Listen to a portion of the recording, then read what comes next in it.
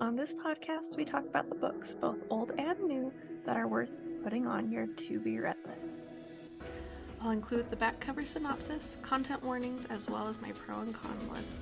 To avoid any spoilers, head over to my Instagram at enjoylifewithme.angela. I'd love to hear your thoughts on these books. Let's jump in for the day.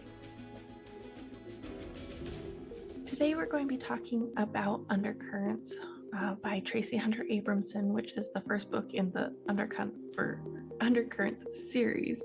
And this series should be read before the Saint Squad series. So Jim and Catherine is the prequel to everything, and then this trilogy, I guess, Undercurrents trilogy, comes next. The back cover synopsis says, Shay has a closely guarded secret, but can she guard her heart? Shay Kendall, an Olympic-bound swimmer, has been in the witness protection program ever since she witnessed her boyfriend's murder. Now she has a new name, a new life, and a strict order not to reveal her identity. But fitting into a community is hard when you can't tell people about yourself.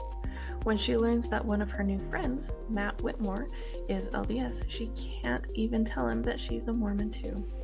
She doesn't dare get involved. The fact that Matt's father is a high-profile senator could give her the kind of exposure she doesn't need. How can you fall in love when you cannot really reveal who you are? But when someone almost takes her life, Shay recognizes that whoever is after her knows exactly who and where she is. So, can she trust Matt to help her? Can she trust his family? This is a multi-point of view contemporary suspense romance. The intimacy is mild, very low description, kisses only, no language. The violence is, I'm going to say mild to moderate, because it's low description, but there is, murder, attempted murder, gunshots, all of that, with the trigger warnings, because there's the witness protection program, attempts at murder and murder, and then all of the lying and loneliness and all of that goes with it. And so the con that I had with this is that it's a trilogy, but the ending didn't include any of their Christmas together, and I kind of had a little pouty moment reading it, because it's that it's a trilogy and there's another book that picks it right back up, but it would have been cute if you had that. I also know this author isn't a fan of writing the kissing scenes, so I assume that's why she wasn't too worried about adding all of the Christmas together details.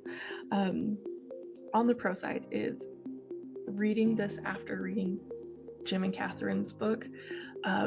You get to see how much Matt and Jim are similar, and it's really adorable.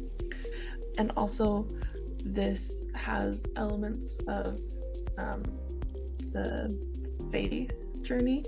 They're all members of the Church of Jesus Christ of Latter-day Saints, and so just learning to trust God's timing was really, a beautiful faith journey to read. But I have to say my favorite part of this book was Matt doing the dishes and Catherine trying not to, be mom about it. Also, the falling asleep on the couch together, that's always a cute scene to read.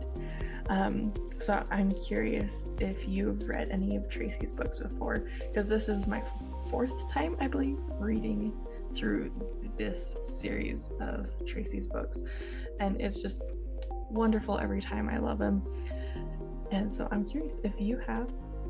And I know it makes me sound really old because it's been a decade since I read these, but rereading books can be really fun because you know how it ends, but you can't really remember how you got to that point, so you get to find out all over again.